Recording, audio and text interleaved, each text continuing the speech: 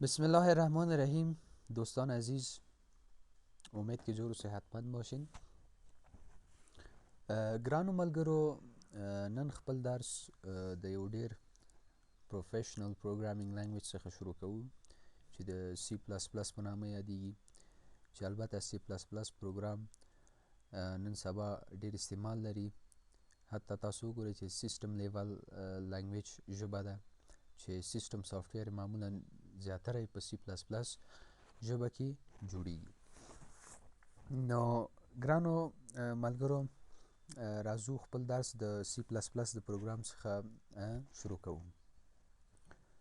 هیستوري اف سی پلس پلس. اول به راشو وغږیږو چې سی پلس پلس ژبه تاریخچه یې څه شی ده، د کوم ځای څخه شروع شوې او تر کوم ځای پورې وسعت پیدا کړی دی او څه ښېګڼې لري.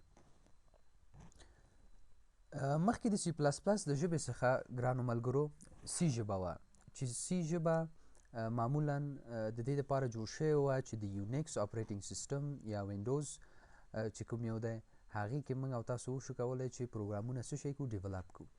یونیکس آپریتینگ سیستم یک ویندوزی بود که به طور کلی اوپن سورس بود، یعنی در دسترس پروگرامرها قرار گرفته بود تا که اونا با دلخواه خود ایره کستومایز کنن و ایره دیولپ کنن، که در حقیقت اینا یک کمیونیتی جور کرده بودن، کمیونیتی از پروگرامرها که به نام کنتریبیوشن یاد میشد، که در اینجا یا با سیستم یونیکس یا سیستم عامل یونیکس اینا کار کردن و او را وسعت دادن.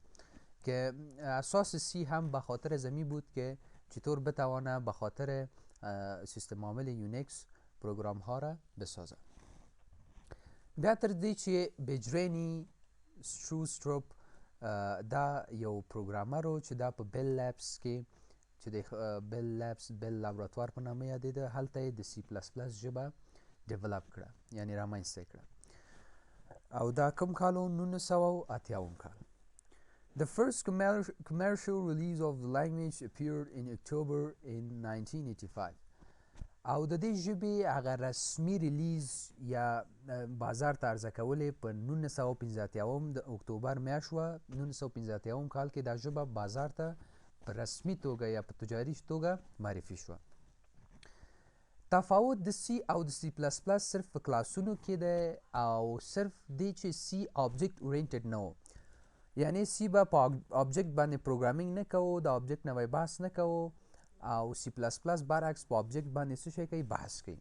او موږ او تاسو په آینده درسونو کې بیا وایو چې آبجیکټ څه شی دی، چې آبجیکټ په ریل ورلډ کې یعنی په یو حقیقي نړۍ کې یو شی یا یو شخص باندې کله موږ او تاسو پروګرامینګ کوو نو د آبجیکټ نه څه کوو، کار اخلو. Now C++ has a very broad usage in developing system level software's desktop applications. او سی پلس پلس ژبه چې دا ډیر فراخه یوزیج یا استفاده لري په سیستم لیول سافټویرونو کې، او معمولا د وینډوز کې هم د سی پلس پلس ډیر حده پورې استفاده شوې. تاسو ګوګل سرچ کوئ، ګوګل هم زیاتره برخه په سی پلس پلس کې پروګرام شوی، او ډیسکټاپ اپلیکیشنز او د کمپیوټر اپلیکیشن هم موږ تاسو کولی شو په سی پلس پلس پروګرامینګ ژبه کې ډیولپ کړو. فیچرز اف سی پلس پلس. راځو سی پلس پلس څه ښېګڼې لري. Convenient language، دیر و راحت ژبه ده. یک زبان بسیار راحت است که ما شما میتونیم بسیار به راحتی او را یاد بگیریم، و ساینتکس یا گرامر بسیار ساده داره که میتونیم به شکل بسیار آسان او را در پروگرامینگ ایمپلمنت کنیم. well structured، یک استراکچر بسیار خاص داره، یعنی سیکوینشال است.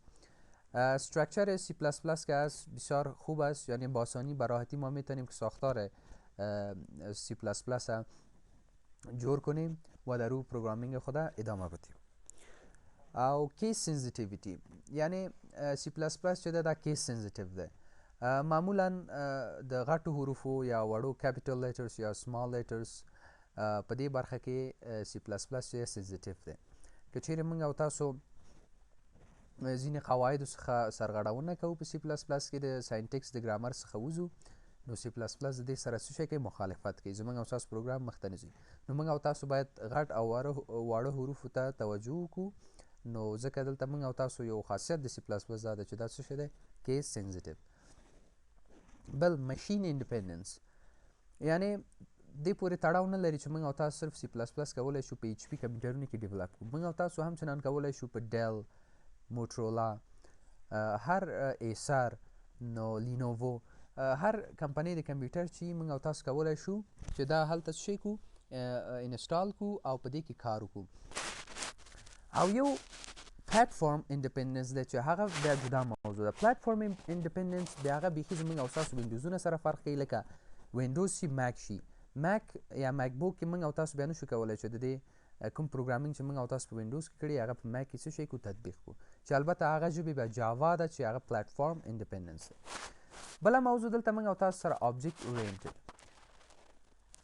سی پلس پلس ژبه چې دا معمولا په آبجیکټ باندې بحث کوي. په ریل ورلډ کې یو شی موږ او تاسو ګورو، فرض مثال یو موټر دی، دا خپله بیا پراپرټیز لري. یو آبجیکټ ځان ته پراپرټیز لري، مشخصات لري چې رنګ یې څه شی دی، نوعیت د کمپنۍ، سپیډ یې څومره دی، څومره مصارف د تیل لري.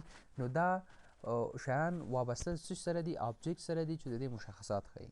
هارډویر کنټرول مستقیما موږ او تاسو کولی شو د سی پلس پلس د ژبې په واسطه باندې خپل د کمپیوټر هارډویر کنټرول کړو. پروګرامران د دې نه د هارډویر د کنټرول لپاره څه شی کوي، استفاده کوي. سپید ډیر دی.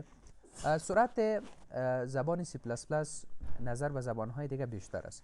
یعنی ما میتونیم که با آسانی کد خود از سورس کد با آبجکت کد با زودترین فرصت و با سپید بسیار زیاد چی کنیم، تغییر بدیم. پاپولار لنگویج زبان بسیار مروج است، مشهور است.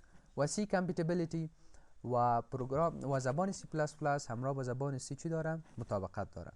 یعنی کدی که در سی نوشته شده میتونیم که ما از او استفاده از سی پلس پلس کنیم با یک کم تغییرات. پس ای بود دوستان عزیز درس امروزی ما درباره تاریخچه سی پلس پلس و مشخصات سی پلس پلس. امید که یک چیز یاد گرفته باشین و لایک و سبسکرایب یوتیوب چینل ما از یادتان نره.